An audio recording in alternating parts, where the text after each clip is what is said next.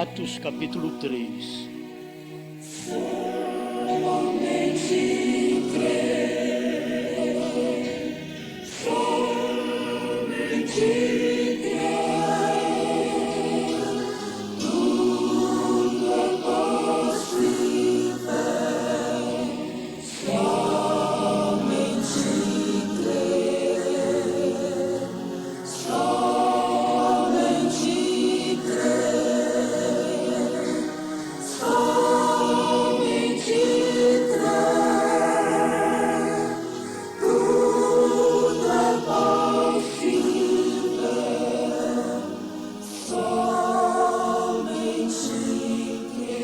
Atos capítulo 3, verso 19 ao 21.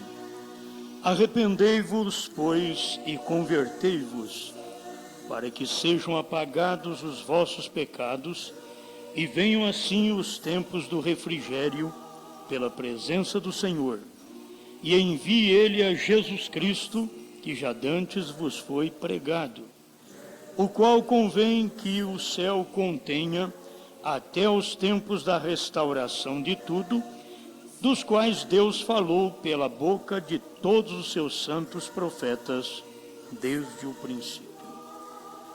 Maravilhoso Pai celestial, Tu és o mesmo, e vemos que o Senhor está agindo de uma maneira espiritual na vida de seu povo, de seus filhos. Temos nossa vida guardada em Ti. As promessas do Senhor são promessas válidas para nós. Sua herança pertence àqueles que são seus. Ninguém fora de sua família será herdeiro. A herança é para os herdeiros da vida eterna. Fale conosco, em nome do Senhor Jesus. Amém. Amém. Bom, pode sentar, nós já vamos começando por aqui a nossa palestra. Pode cortar tudo. Amém. Glória a Deus. Eu quero começar em Gênesis, porque pensei em falar sobre onde a noiva nasceu. E a gente tem que começar com a primeira noiva. Vamos começar com a noiva natural. Tem a primeira noiva, a noiva de Adão. E ela teve o seu nascimento no Éden de Deus. Deus fez o homem e tirou a mulher do homem. Por isso, o homem nunca deveria parecer com mulher, porque Deus não deixou a mulher no homem. Deus tirou a mulher do homem. Então, ela nunca deveria vestir roupa de homem. Ela nunca deveria ter o cabelo de homem. E assim por diante. E vocês podem ver que a coisa inverteu tanto que hoje ela tem o cabelo dele e ele tem o cabelo dela.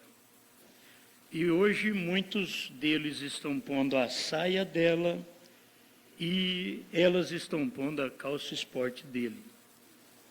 A natureza cruzou, não a de Deus, a do homem. Mas Deus fez certo.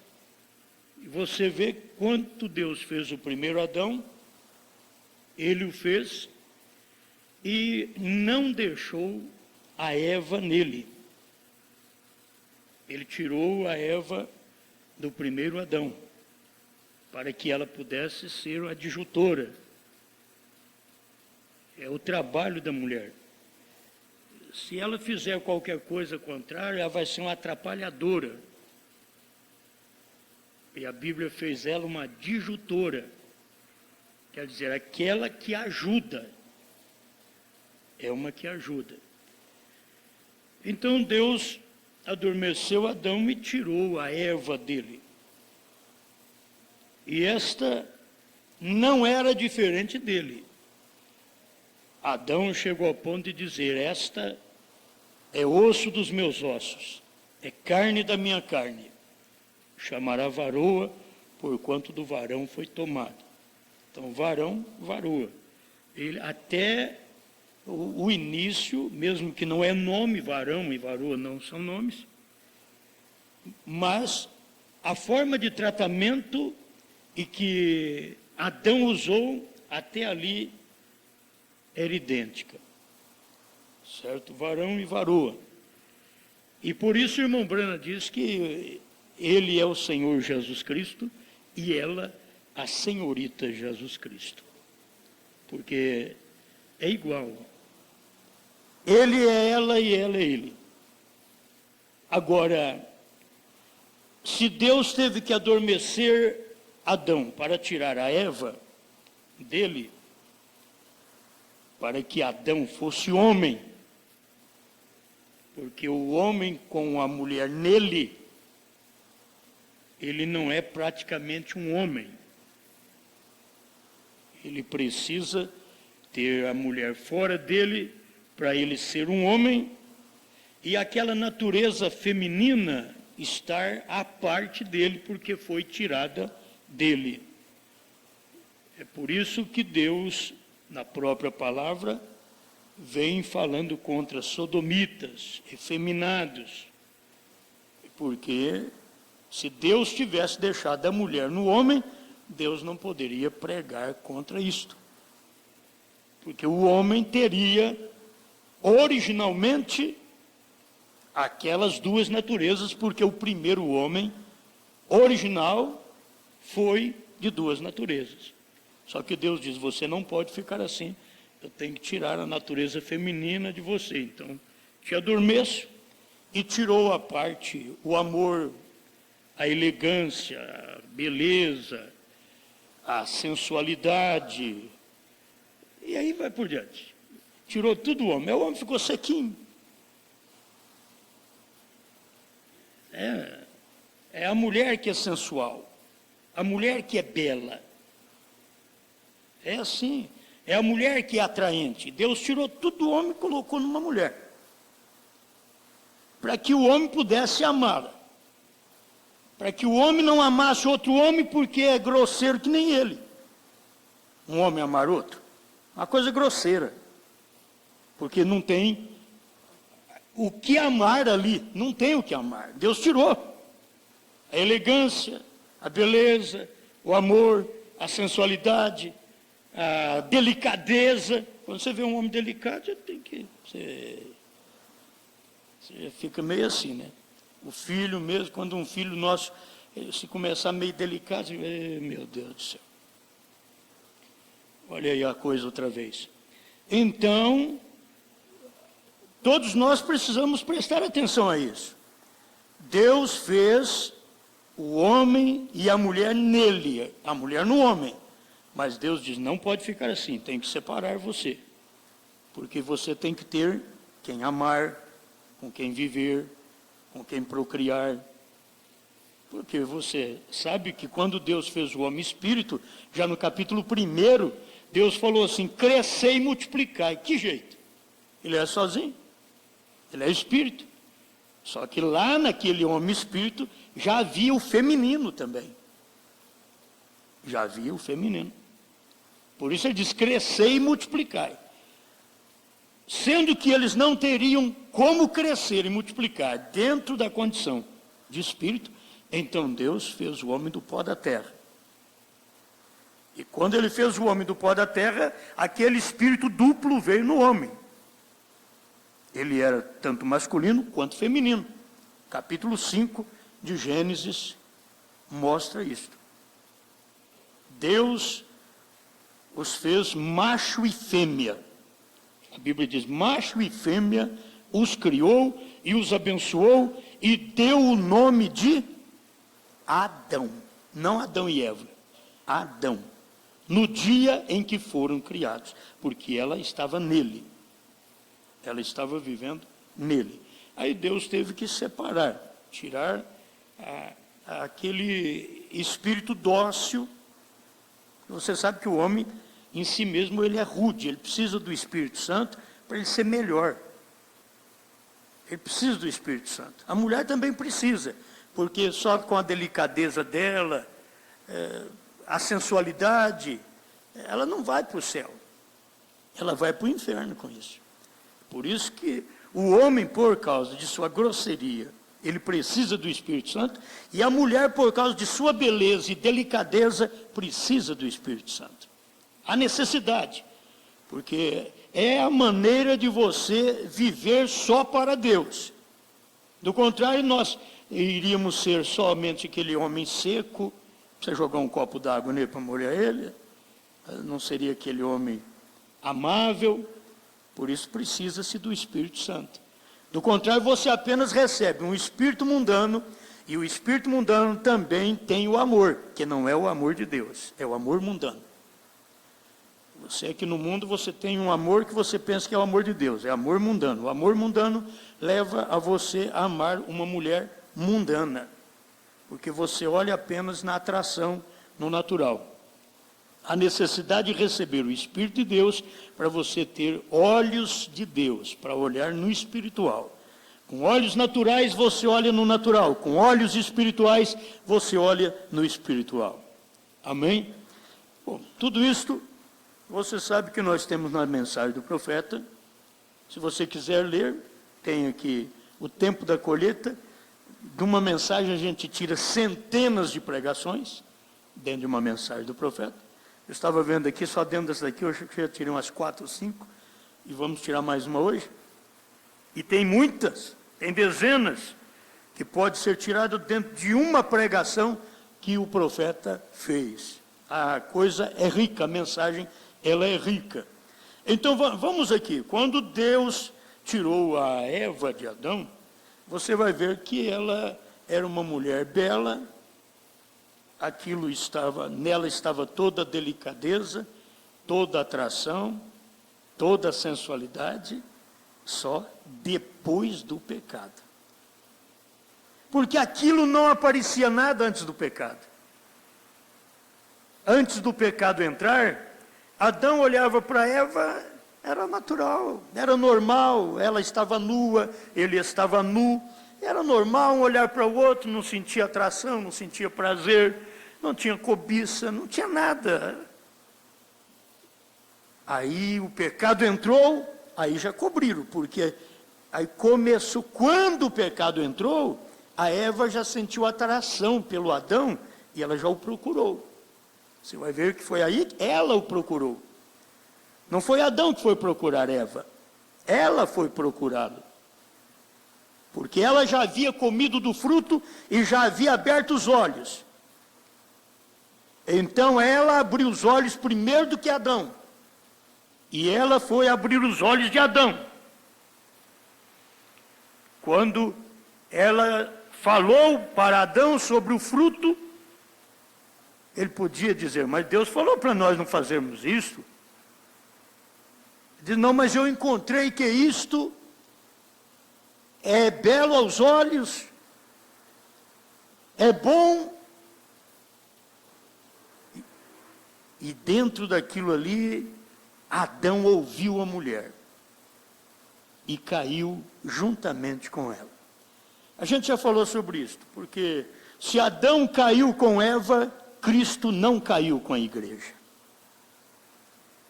Cristo não caiu com a igreja. Se você notar aqui a mensagem do profeta, ele até diz que Cristo caiu, mas não foi em pecado, ele caiu para redimir a igreja. Porque se Deus não se tornasse pecado, ele não poderia redimir a sua igreja que estava no pecado. Ele teve que vir no pecado. Esta é a queda. Não que ele praticou, mas deixar da posição de um Deus santo para vir entre pecadores. Estar no meio do pecado. Contudo, ele não pecou. E se você notar a parte de Cristo, como tem os críticos, você vai ver que a parte de Cristo, ele era um homem normal, igual aos outros. Cristo, quando nasceu, era um homem igual aos outros, igual nós mesmos. Cristo não tinha diferença, senão nascido pelo Espírito Santo. Hoje você é nascido pelo Espírito Santo? Hein? Hoje você é nascido. Se você não nasceu do Espírito Santo, então não é igual a Cristo. Entende? Que Cristo não nasceu pelo sexo, ele nasceu pelo Espírito Santo. Mas ele tinha uma natureza que era pendente também. Ele tinha uma natureza que sentia. Ele tinha uma natureza que era atraída. Ele tinha uma natureza que era tentada. Ele foi tentado como nós. A Bíblia diz, ele foi tentado como nós, mas não pecou. Ele foi tentado. É isso que é o homem espiritual. Porque o homem apenas natural, o homem que não nasceu de novo, ele é igual ao primeiro Adão. Mas o homem que nasceu de novo, ele já é igual ao segundo Adão. Entende? A coisa muda. Mas o que acontece? No nosso corpo nós sofremos as mesmas tentações, as mesmas lutas, as mesmas dores, só que nós temos uma vitória sobre as dores, sobre as lutas, sobre as tentações, sobre o mundo, sobre Satanás, sobre a carne. Essa vitória é por causa do novo nascimento. Quem nasce do Espírito Santo, então nasceu de Deus, e se nasceu de Deus, este é igual a Cristo. Aí você encontra os outros dizendo, não, todos nós somos a imagem de Deus. Não, você é a imagem do Adão. O homem sem o Espírito Santo, ele é a imagem do primeiro homem, Adão. O homem, a imagem de Deus, é o homem que nasce de novo, porque Deus já viu ele nascer de novo desde antes dele nascer. Antes dele nascer, sexualmente, na terra, Deus já viu você nascer de novo. Por quê? Porque Deus veio e nasceu nessa terra acima do sexo. Porque Ele queria ter uma igreja acima do sexo. Cristo nasceu neste mundo acima do reino de César. Porque Ele queria uma igreja que vivesse acima da política do mundo. Cristo veio e nasceu acima do mundo ao ponto de dizer, o meu reino não é deste mundo, porque Ele quer que a sua igreja não tenha o seu reino deste mundo. Seja igual a Ele. É por isso que Ele disse aos vencedores, e Ele nos fez reis e sacerdotes. É Ele quem nos fez reis e sacerdotes. Por quê? Porque Ele é rei e Ele é sacerdote. Cristo é rei, sacerdote e profeta. E Ele faz de cada eleito reis e sacerdotes. E é por isso que você descobre que você é um rei e um sacerdote, quando você tem um profeta, que é Cristo, que é o profeta dos profetas, vem num profeta, para poder te revelar estas coisas. O que você é? Você não é apenas a imagem do Adão pecador, mas você é a imagem do segundo Adão que veio do céu. E se você é a imagem do primeiro Adão, você vai para onde o primeiro Adão foi. Vai para a terra. Mas se você é a imagem do segundo Adão, você vai para onde o segundo Adão foi. Vim de Deus e volto para Deus. Aleluia. Agora, para ser a imagem do segundo Adão, tem que nascer como ele nasceu. Isto é o novo nascimento. Nasceu, cresceu, você tem um período que talvez ninguém fala nada de você. Você sabe que o período da adolescência de Jesus, ninguém falou nada dele, nem a Bíblia fala nada dele. A Bíblia fala só do período de menino, de 12 anos. Depois de 12 a 30 a Bíblia não fala, não registra nada dele. Olha para você ver, é o espaço de tempo que você nasce e prova. Ele provou entre os sacerdotes que ele era acima dos sacerdotes. Ele provou. Ele era a palavra no meio dos sacerdotes. O sacerdote tinha que saber mais do que ele. E ele sabia mais do que o sacerdote. Por que o sacerdote tinha que saber mais do que ele? Porque o sacerdote era adulto e ele era criança. Ele era um menino de 12 anos. Obrigatoriamente o sacerdote tinha que saber mais do Velho Testamento do que ele. Mas o sacerdote não podia saber mais do que ele, porque ele era a palavra. Não só do Velho Testamento, mas do Novo. Ele era a palavra completa. O sacerdote tinha a sombra e ele era o perfeito. Estas coisas são boas, não é? São maravilhosas. Então, quando Deus faz como fez a primeira noiva, aquilo foi maravilhoso para Adão. E depois que entrou o pecado, veio o domínio do homem sobre a mulher. Antes do pecado, eles eram coiguais. Depois do pecado, ele te dominará. Ele te dominará. E você tem que saber que este é o espaço de tempo, desde o Éden, que eles foram expulsos, até o tempo que estamos vivendo. É o espaço de tempo. Ele te dominará. Bom, aí veio Cristo. Você vai encontrar Cristo. Cristo, o segundo Adão.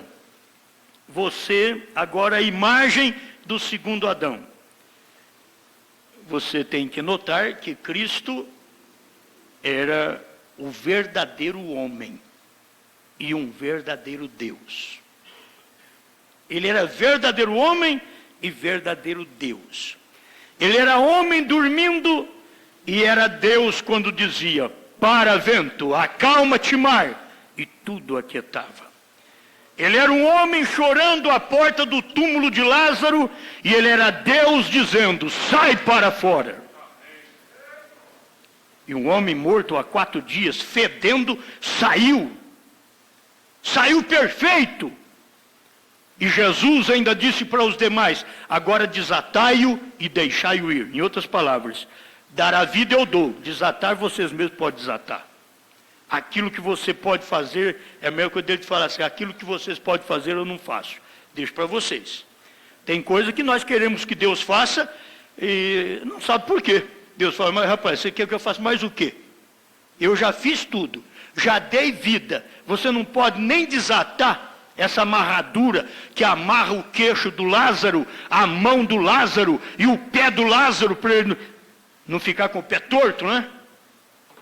Solta agora, pode soltar a amarradura dele agora, porque agora eu já dei vida para ele. Solta a amarradura da igreja, Deus já deu vida para ela, ele já tirou-nos do sepulcro, agora sinta simplesmente isso na sua alma. Tem coisa que nós queremos que Deus faça, ele diz: faz você agora, desatai-o e deixai-o ir. Deus continua realizando o seu trabalho. O homem pode não entender, mas o trabalho de Deus é perfeito. Aí Deus fez o Jesus Cristo. Como? Ah, mas então se ele foi Deus que fez ele, mas a hora que ele nasceu ele era Deus. Deus mesmo vindo, sendo parte de sua criação. O Criador tornando-se uma criação. Dele próprio. É ele próprio, porque não tem outro. E ele sendo eterno, Elohim, é o existente de si mesmo. Mas agora ele veio ser homem. Ele veio existir entre os homens. Ele veio tomar parte da natureza humana ele veio sentir como nós, olhar como nós, ele veio sofrer dores como nós.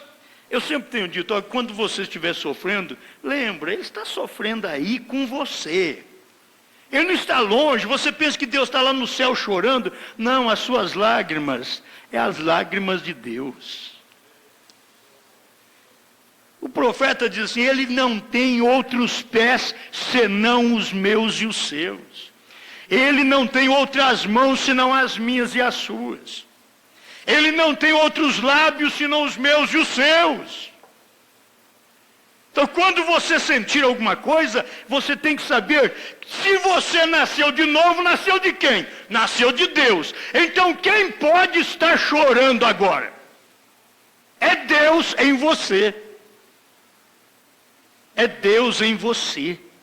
Mas também, irmão, na hora de dizer, para vento, para luta neste lar, para doença, saia Satanás desse corpo.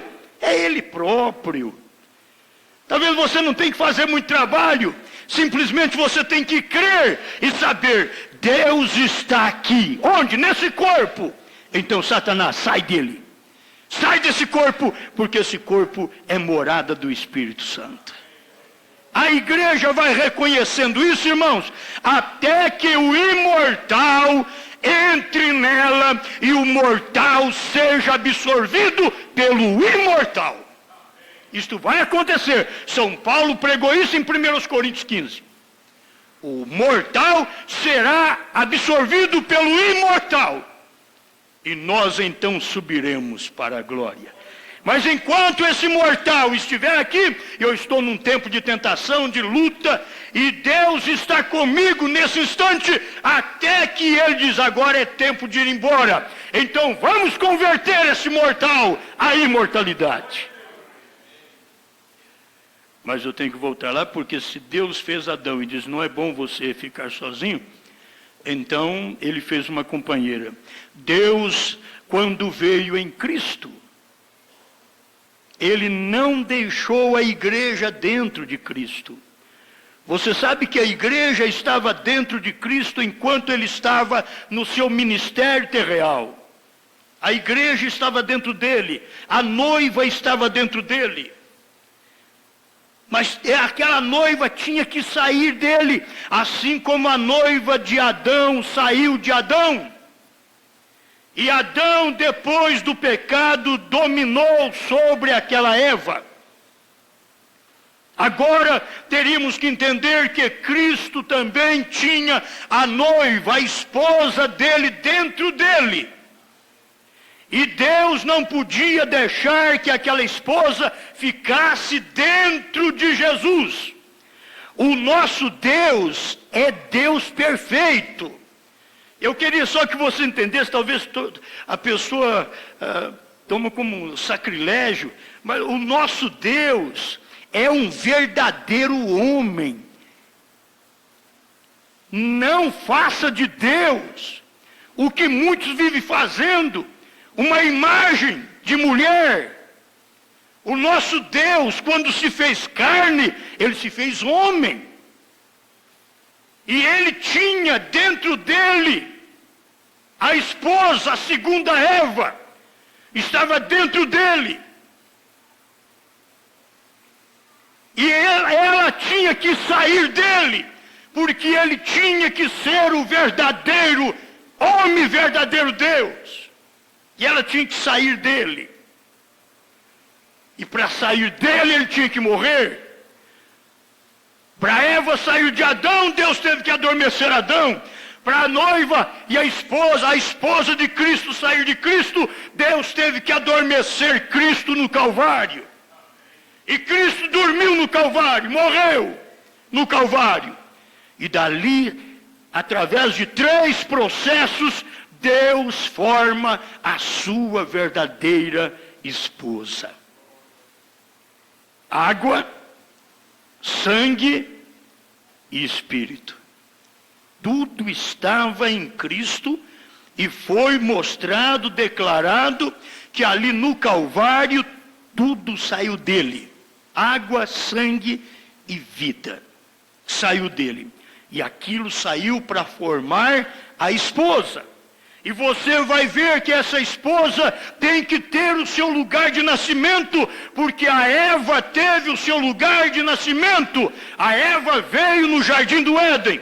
E Deus também tinha que trazer a sua esposa aqui nessa terra. E como ela saiu no Calvário dele, ela tem o seu lugar de nascimento.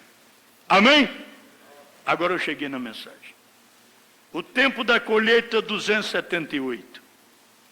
Agora, a segunda Eva, observe-a, ela foi criada novamente, como ele foi, no dia do Pentecostes, cheios do Espírito, e alimentados pela palavra. Amém?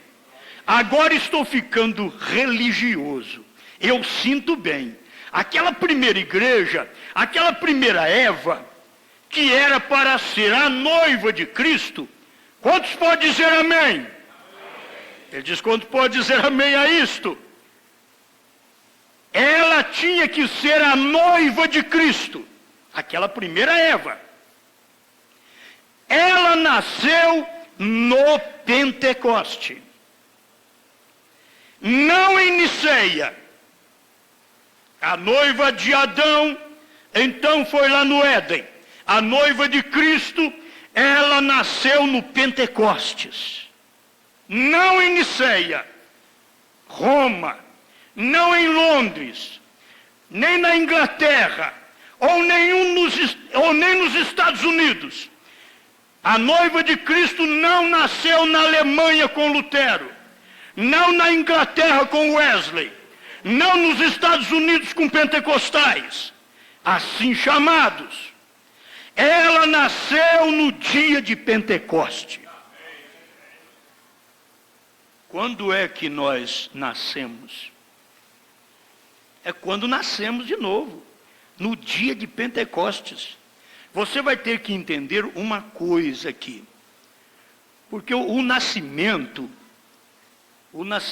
apenas traz uma criança, um infantil, um bebê. Mas no tratamento de Deus aqui, a igreja nasceu no Pentecoste, ela recebeu a vida de Deus. O Espírito Santo, a vida de Deus. Esse é o verdadeiro nascimento. Porque você tem processos para o nascimento. Justificação, santificação e aí o novo nascimento. Mas o irmão Bruno está tratando aqui, ela nasceu no dia de Pentecostes. Ela estava cheia do Espírito. E ela estava cheia do Espírito e alimentada pela palavra. Cada palavra que sai da boca de Deus. Amém? E eles tinham apenas que tomar tudo, simplesmente palavra por palavra. Uma planta realmente viçosa na terra de Deus, representando outra árvore noiva. Ali estava outra árvore noiva, no dia de Pentecostes. Porque a primeira árvore noiva, ela era de Adão e contaminou-se. Agora, esta árvore noiva, viçosa, bonita. Agora eu quero que vocês prestem atenção, porque nós estamos chegando a este momento, que assim como a Eva caiu, a noiva de Adão caiu, então você tem também, o irmão Brana usou 4. O irmão Brana usou a noiva de Adão, e logo ele fala, a noiva de Deus, o povo hebraico, caiu no Calvário. A noiva de Cristo nasceu em Pentecostes. A noiva de Cristo contaminou-se depois do Pentecostes.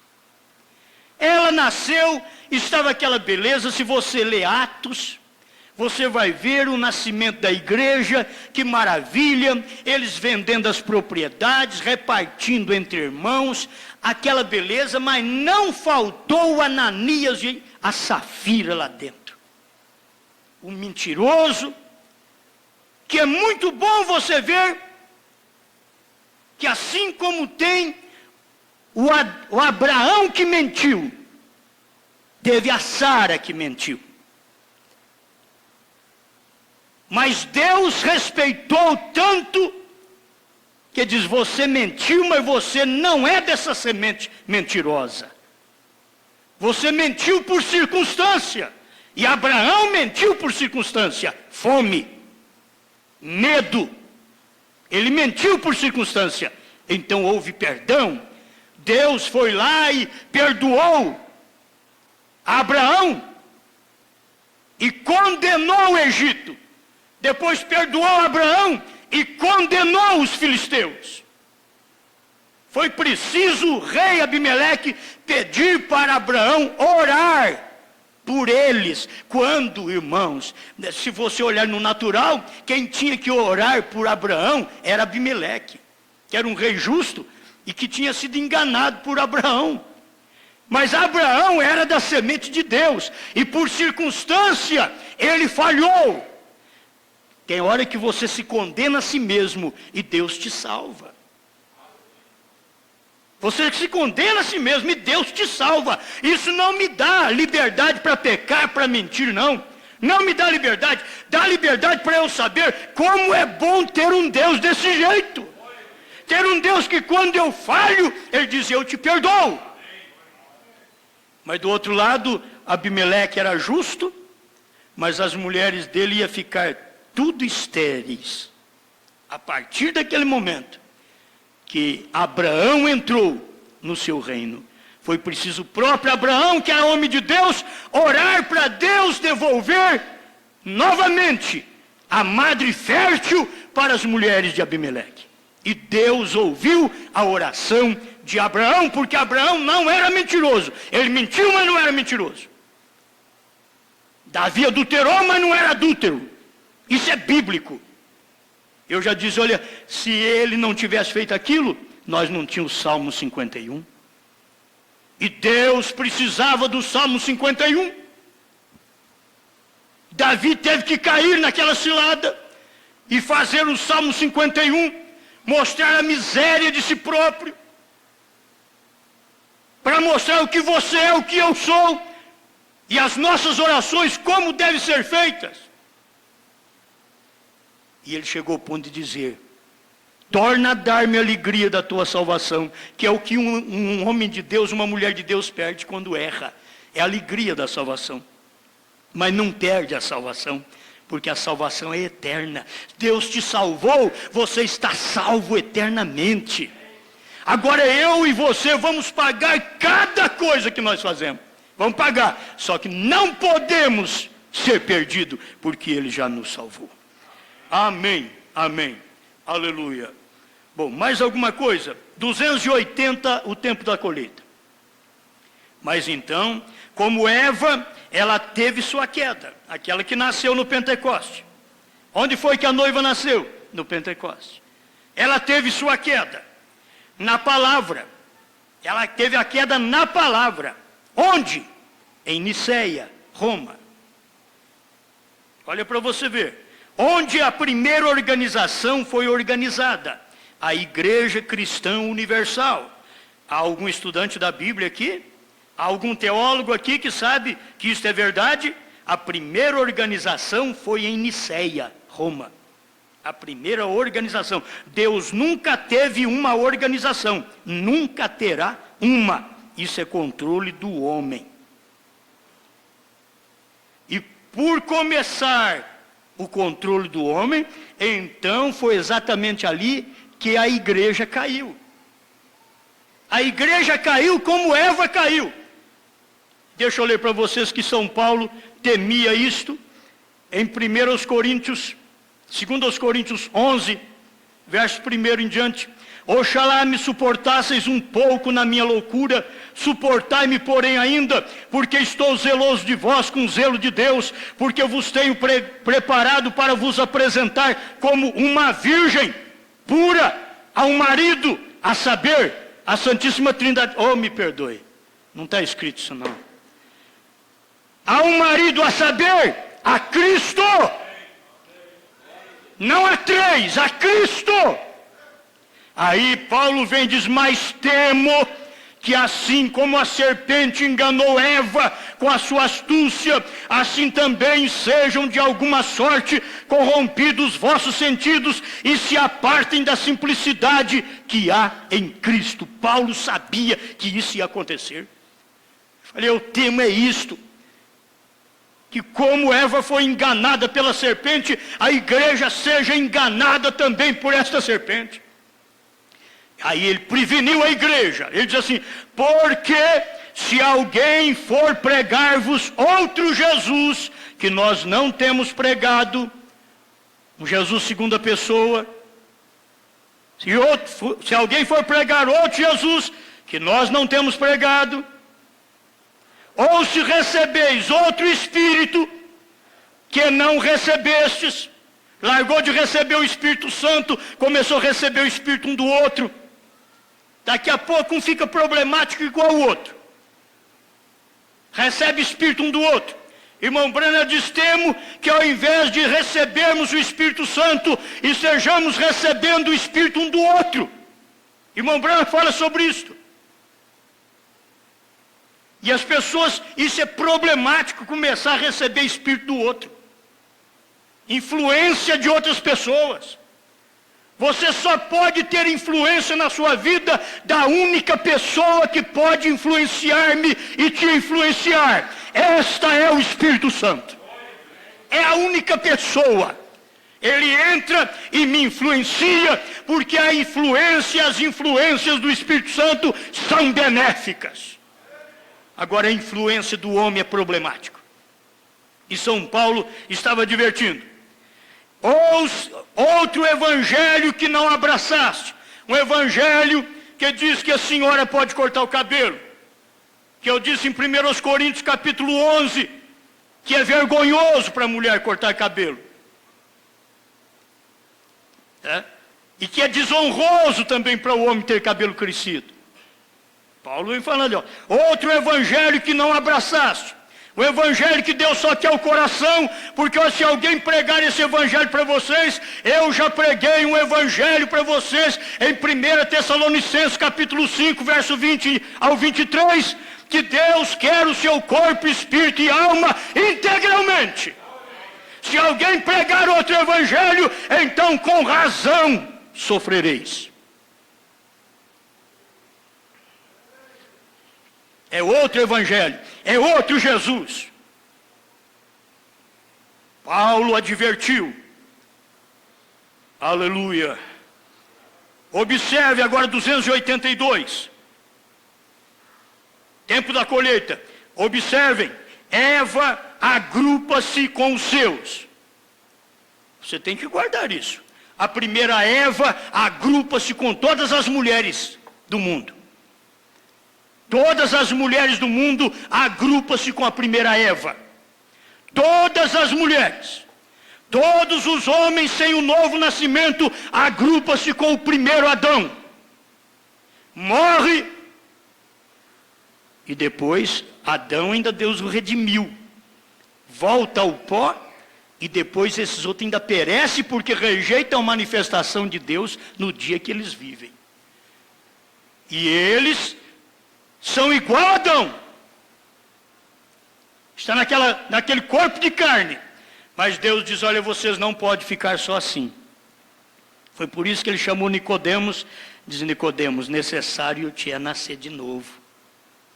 Nicodemos, um homem entendido de lei, de tudo, diz, mas eu tenho que entrar no ventre da minha mãe outra vez, Senhor. Nascer, diz, não, Nicodemos, que é isso? O que é nascido da carne é carne, o que é nascido de espírito é espírito. Não te admires de te dizer necessário que é nascer de novo. São João 3. Por quê? Porque o novo nascimento formava exatamente a noiva de Cristo, igual ele. Você não pode ficar, Nicodemos, nesse nascimento que você tem, que você é igual ao primeiro Adão. E agora você tem que parecer com o segundo Adão, tem que nascer como o segundo Adão nasceu. E se o segundo Adão não nasceu do sexo, então cada um que faz parte do caráter do segundo Adão, também não tem apenas o nascimento sexual, mas tem que nascer de novo. Amém? Você já sentiu o que é o novo nascimento? O novo nascimento você cheira bem. Você cheira criança, cheirinho de bebê. Todo mundo fala assim, que cheirinho gostoso. Mas quando o crente fica velho, que cheiro ruim. Se ele não der um jeitinho de banhar, alguma coisa, que cheiro desagradável. Mas uma criancinha novinha, cheirinho de neném. Tem cheirinho, né? O nascimento. O crente precisa pelo menos entender que ele nasceu, ele não ficou só como um bebê. Ele cresceu. Ele cresceu. Ele amadureceu. E Jesus veio exatamente para as suas pregações, Jesus veio exatamente num período maduro. Com 30 anos, ele podia ter começado a ser o pastor da Galileia, o mestre da Galileia, com 15, com 18 anos, como quando eu comecei a pregar. Mas ele começou esperando o tempo certo, a maturidade, ele amadureceu, e ele já era Deus. Mas ele disse, tenho que esperar esse tempo, porque eu tenho que levar o meu povo do mesmo jeito. E São Paulo falou com respeito a ungir um homem, a presbítero e assim por diante. Ele diz, não neófito, para que não se ensoberbeça e caia na tentação do diabo. Não neófito, quer dizer, não novo, porque começa a ficar muito iludido. Não que gente mais nova também não possa. Posso, mas São Paulo advertiu, não neófito, porque ele é inexperiente, ele é novo. Então o próprio Cristo começou já maduro. A partir dos 28 anos, a pessoa é uma pessoa madura. E você sabe que o irmão Brana diz que a partir dos 20 que você começa a morrer. É porque você tem para viver, dos 15 aos 20 que ele diz que você tem para viver. Depois dali você começa a morrer. Cada 7 anos. Então você vê que do 21 ao 28 você amadurece. E depois? Vamos ao trabalho. Eu quero perguntar se a igreja já não está madura. Se ela já não deve estar no trabalho. Quantos anos nós ouvimos esta mensagem, esta pregação? Já é tempo de amadurecimento. Faz tempo que o pastor Euclides diz que a igreja estaria madura em 93. Então ela está madura mesmo. Esta igreja está madura. E uma igreja madura, ela pode ouvir coisas maduras. Ela pode ouvir coisas profundas.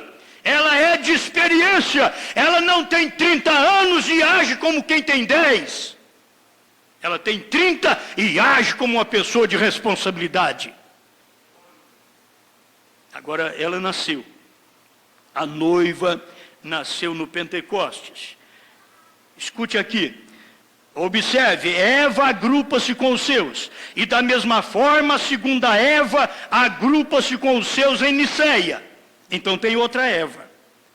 Que a segunda Eva, que nasceu em Pentecoste, ela caiu em Niceia. Não aqueles primitivos. Você sabe que os primitivos, eles viveram a vida deles abençoados. Mas depois foi crescendo, e eles já morreram. E os apóstolos, o apóstolo São João morreu. E aí foi caminhando até o ano 325. Aí morreram. Morreram espiritualmente, enquanto que os outros irmãos anteriores, não, viveram no poder da palavra do dia.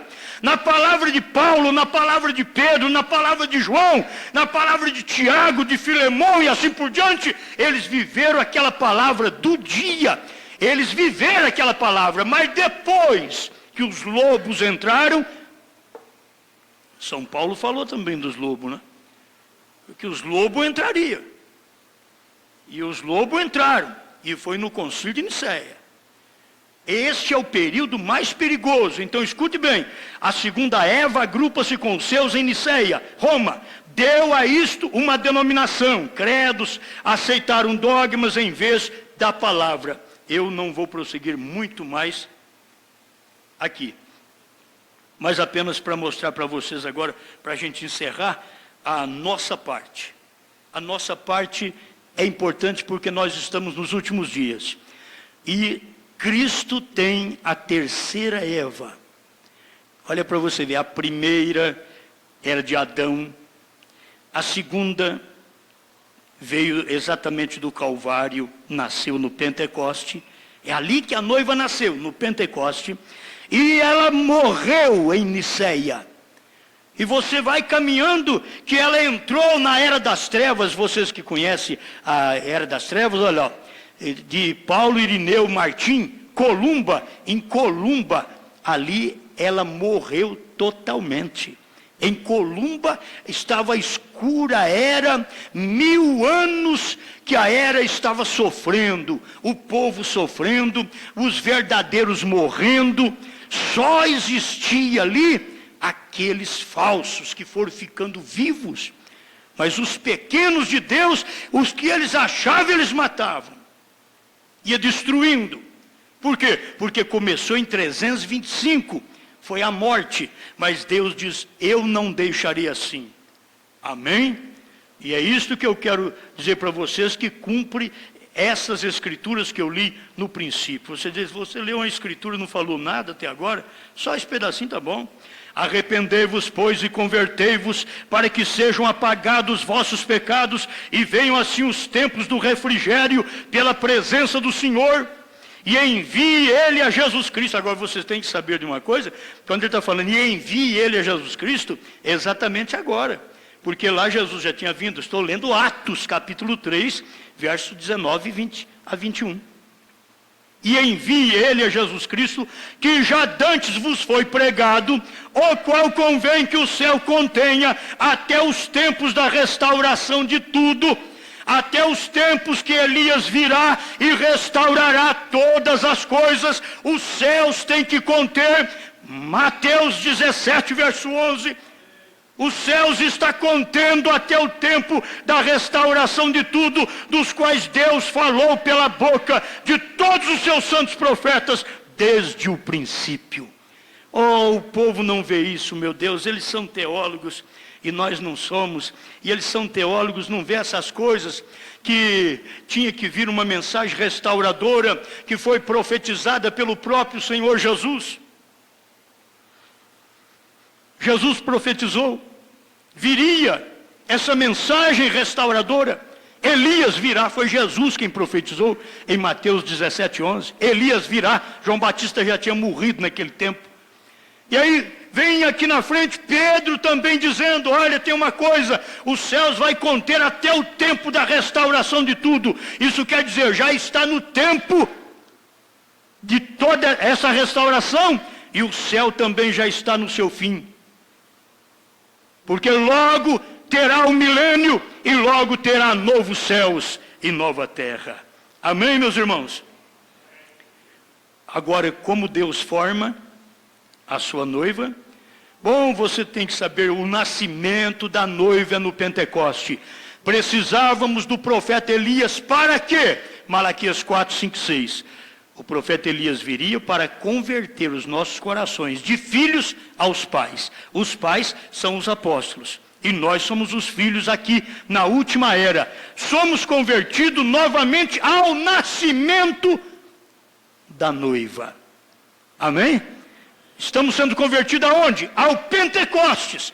Agora, se somos convertidos ao Pentecoste, vamos pedir, Deus, me dê aquela mensagem pentecostal. Como aquela mensagem de amor, aquele amor que existia entre irmãos, aquela dedicação de diáconos que cuidava das viúvas, dos órfãos, e que não precisava do pregador estar atrás destas coisas. Dá-nos uma igreja assim. Levanta no nosso meio homens que tenha coração como aqueles 7 diáconos do capítulo 6 de Atos dos Apóstolos, onde nós podemos encontrar gente dedicada para o trabalho, gente que não quer coisa para si, mas vê a fome dos outros, a necessidade dos outros, que pode abrir a mão, que pode ajudar, que pode fazer alguma coisa na sua própria igreja, porque São Paulo ensinou isso, fazer o bem principalmente aos da família da fé. Tem aqueles que é da fé católica, eu creio que os católicos fazem por eles.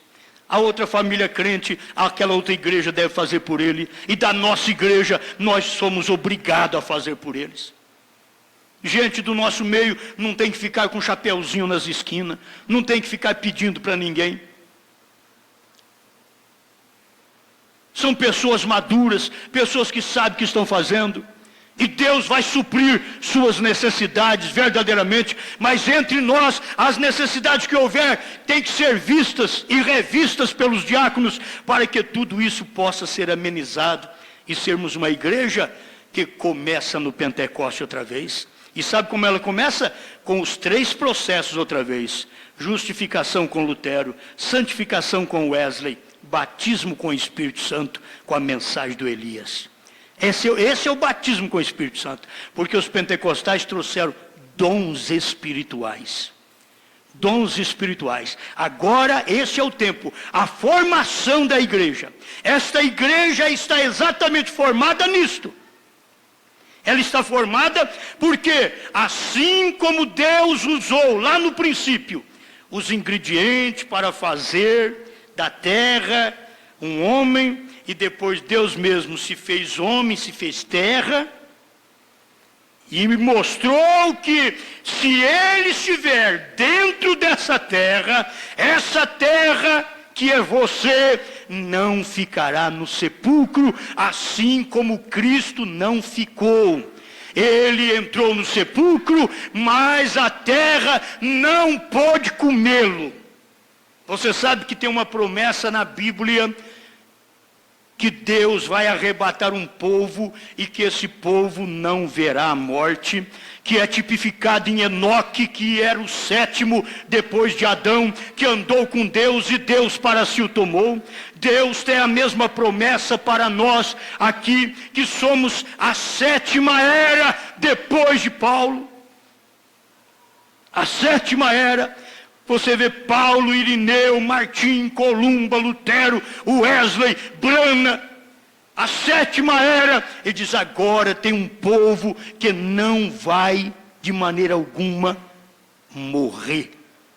Eles vão ser transformados e vão subir a encontrar com o Senhor nos ares. Você diz: mas não acabou a era? Perfeitamente. Mas de toda maneira, você sabe que não existe outra era.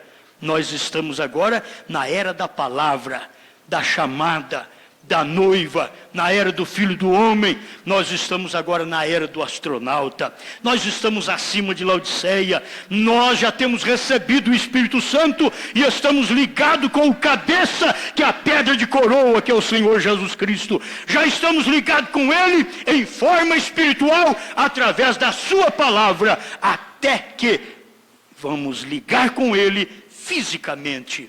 Nós vamos subir e encontrar com Ele nos ares, como diz 1 aos Tessalonicenses 4, 13 a 18. Fiquemos de pé. A noiva nasceu no Pentecostes. Se você quiser vida eterna, nasça onde a noiva que tem vida eterna nasceu. Só no Pentecoste.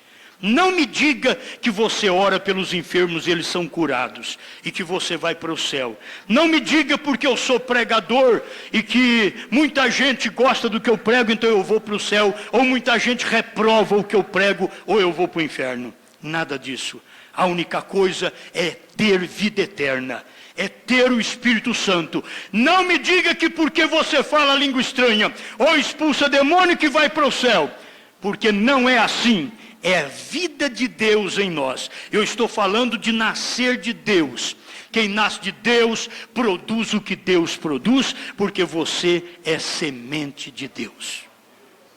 Obrigado, Pai. Mais uma vez, o que eu não consegui expor, que o Espírito Santo manifeste no coração de meus irmãos, que eles possam ver que nesse tempo, Pai, já tem cumprido esta palavra de Atos 3, 19 a 21. O Senhor já tem mandado a restauração e logo o Senhor vai vir. Logo o Senhor virá para tomar este povo e levar para a glória. Como nós temos as Escrituras que prometem estas bênçãos para nós. Ajuda-nos, ó Pai, que cada irmão, cada irmã nasça no lugar certo. Deixe-me nascer no verdadeiro Pentecostes, lá em Jerusalém, onde nasceu a igreja primitiva, batizada com o Espírito Santo, cheia do poder de Deus, cheia de amor, cheia de compreensão. E nesta última hora, Pai, o seu profeta diz que o Senhor tem uma noiva que saiu de Laodiceia e essa não cairá. A noiva de Adão caiu, a primeira noiva do Senhor ali no Calvário caiu em Niceia, no ano 325, na doutrina da Santíssima Trindade, mas o Senhor nunca caiu. A sua igreja caiu, mas o Senhor morreu para redimir sua igreja, redimir, levantar o caído. Então estamos aqui, Pai. Obrigado, porque se caímos no corpo, no primeiro Adão, agora o segundo Adão, além de redimir nossa alma, tem uma promessa que vai redimir o nosso corpo também, para termos um corpo glorioso, igual ao seu e glorificado. Obrigado por tudo, em nome do Senhor Jesus. Amém, Senhor. Amém. Glória a Deus. Aleluia. Rude cruz e erigir, melodia fugir, como emblema de vergonha e dor. Mas eu amo essa cruz, nela Jesus deu a vida por mim, pecador. Você sabe, vai cantando.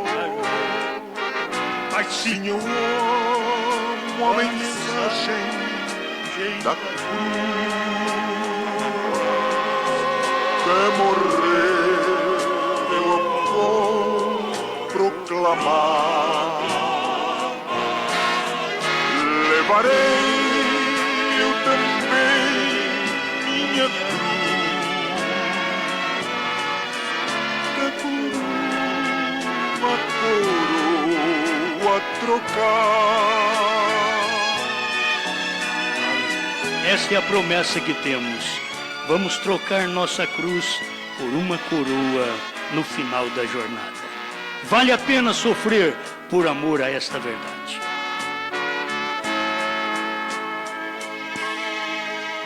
Eu aqui com Jesus, a vergonha da cruz, quero sempre levar e sofrer. Cristo vem me buscar e com Ele no lar uma parte na glória de Deus. Somos herdeiros, temos uma parte da glória. Sim, eu amo a mensagem da cruz. Aleluia. Até morrer eu a vou proclamar. Levarei eu também minha cruz. É por uma coroa trocar.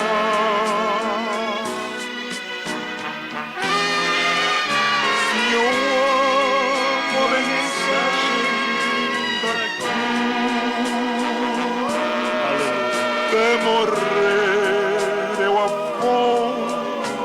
clamar. Levarei também minha cruz, é por uma coroa trocar. Amém. Abraça um outro. Deus te abençoe. Aleluia.